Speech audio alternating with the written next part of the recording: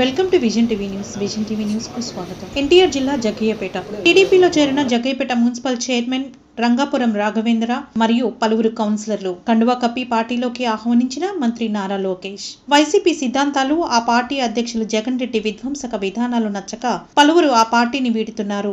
ఎన్టీఆర్ జిల్లా జగ్గయ్యపేటలో వైసీపీకి భారీ షాక్ తగిలింది.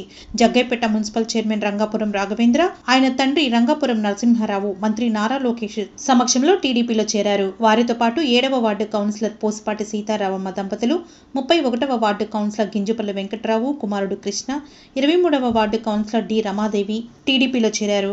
ఉండవల్లి నివాసంలో వీరందరికీ పసుపు కండువాలు కప్పి పార్టీలోకి సాదరంగా మంత్రి లోకేష్ ఆహ్వానించారు.